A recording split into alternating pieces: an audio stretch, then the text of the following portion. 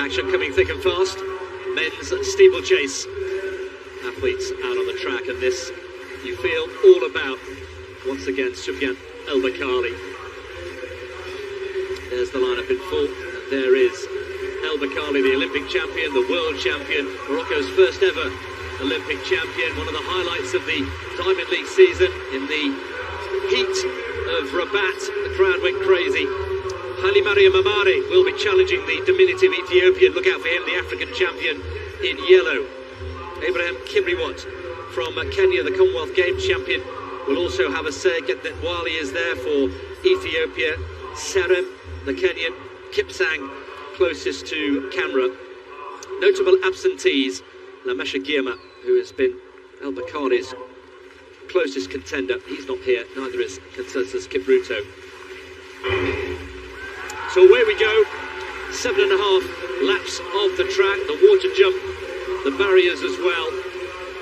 And really, it's all about who has the courage to take on El-Baqali, because he can win from so many different ways. We say the same of the likes of Inga Britson and Faith Kipyegon, but El-Baqali, well, he's got such brilliant finishing speed. There he is, just loitering around at the back as he is inclined to do. Pace-wise, well, through the first kilometre, Wilberforce Cornez, who is the first pacemaker, the lead pacemaker, has been asked to go through in 2:40. That'll bring them out at around 8:02 pace.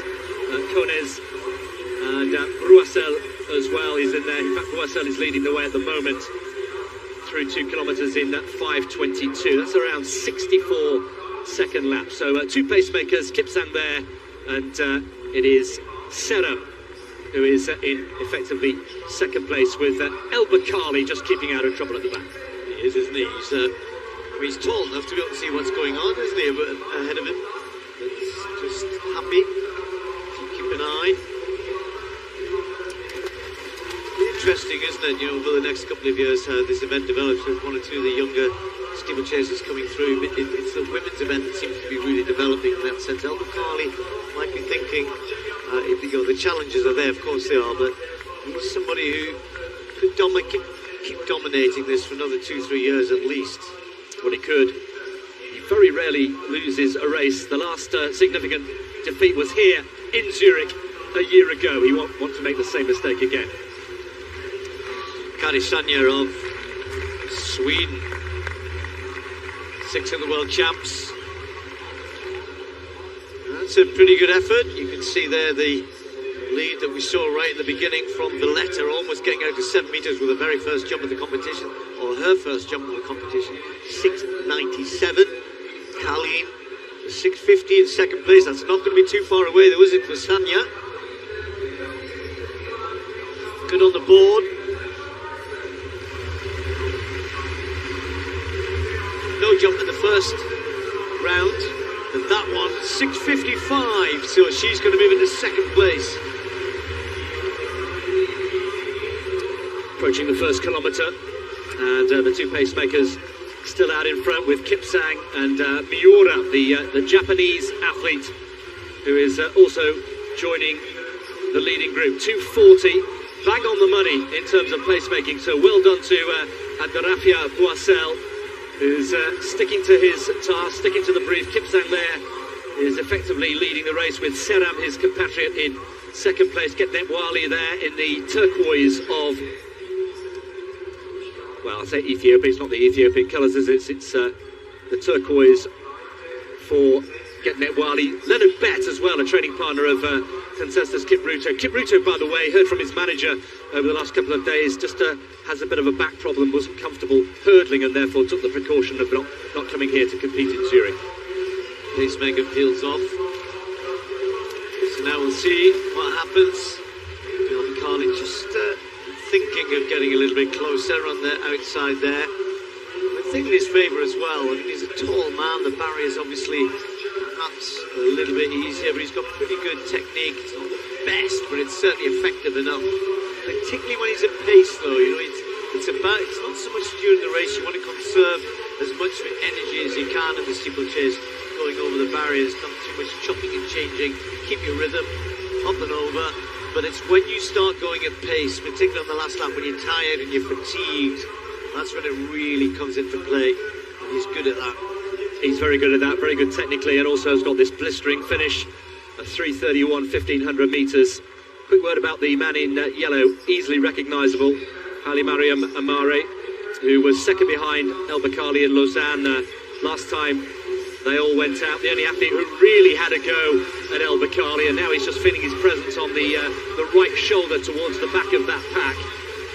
Approaching 1700 metres, will get a split time at 2 kilometres. They were bang on the money after the first. Serem is tucking in behind the pacemaker there. Kipsang, Wale, and now El Baqali just starting to move through the gears, but again, just keeping out of trouble. He has this ability just to switch direction and switch through very, very subtly indeed in the latter stages of the race.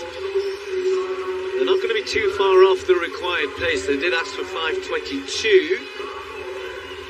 They're to get over this barrier down the back straight. They'll pass the 2k mark, and well, it might not be well, a little slow perhaps than they would have liked, but he's done his job. He starts to move out, waits for others to take it on. El Baqali just having a little look, maybe not too keen. 27 in fact in the end, so yeah, they did slow a fair bit. 2:47 that second kilometre. I mean, they could drag it back, but they'd have to go now, and they don't look like doing that. Yeah, it's El Baqali who will be determining that, you sense. So Serem then on the inside with El Baqali up on his shoulder, getting it. Wale in the turquoise there. Kibiwat and Mari, let's keep an eye on him in the yellow vest. Wale, who's got plenty of pedigree, and also qualified for the 5,000 metres, but opted just to concentrate here on the steeplechase. Leonard Bett is starting to take closer order, coming up on the shoulder of Wale with 2 laps to go, and El Baqali, surprise, surprise, is exactly where he wants to be. He's beginning to look as though even he might not leave it till the last 200, isn't he? He's kind of itching to go, isn't he? You can see he's feeling good. There you can see that extension that he starts to take as the pace picks up, attacking the barriers, just stretching out. Doesn't want to lose momentum, doesn't want to lose any sort of pace. Just a little check there, and away he goes. Well, he won't want to make the same mistake as last year. As I say, he's only lost once in 3 years. Last year he was beaten here by Benjamin Keegan in what was really a highly tactical race. He got his tactics wrong, and he's never won the Diamond Trophy, and he won't want to make that mistake again. And here he comes into the home straight for the penultimate time.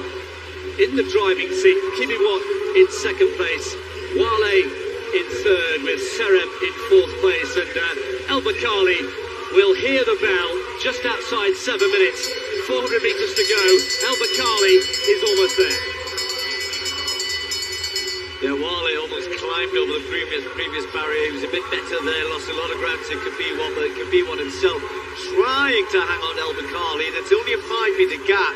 But look at how he extends over that barrier there, takes it in nicely in his stride. But the gap's not getting any bigger, and now Wale is starting to get moving down the back straight. Wale is taking closer order, breezes past Kibiwat. Has he left it too late? Plenty more gears you feel to come from El Baqali. El Baqali rounding round the crown of the bend. Just the water jump and one more barrier to go. A little bit of a stutter for El Baqali, but he's safely over. Barely gets his shoes wet, and he's on his bike. A little glance over the shoulder into the home straight. Wale in pursuit, grimacing, gritting his teeth. Kibiwat looks as though he's labouring as well. One more barrier to clear. El Baqali, a little glance over the shoulder. The celebrations already. Catch me if you can. Catch me if you can, but they never do. They never do. And El Baqali is the champion finally in the Diamond League. And the first time after coming perilously close to the title last year. El Baqali, Olympic champion, world champion, and now Diamond Trophy winner. The time, not important. The result, frankly, very rarely in doubt. And Wale, well, he gave it a go, didn't he? But El Baqali, you felt there were several more gears to go to. And El Baqali finally gets his hands on that coveted Diamond Trophy and confirmation of a place in the World Championships next year.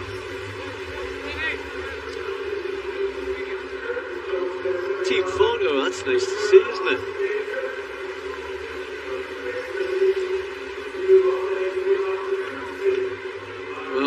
spoils though go to this man again, Sufyan el-Baqali.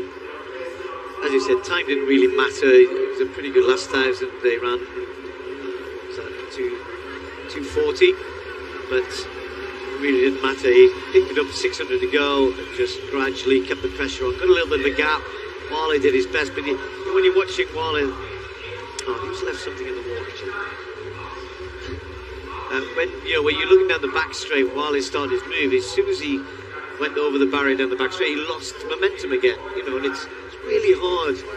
He did really well to hang on to second place, but just that ability to run hard at the barriers on that last lap and just keep going, don't lose any momentum, don't use extra strength, just getting going again. El-Baqali then finally is the champion in the Diamond League. Wally second, Kimiwa coming home just behind him in third. Well, we've seen some of the women in the long jump. This is the turn of the men. Massol, round one.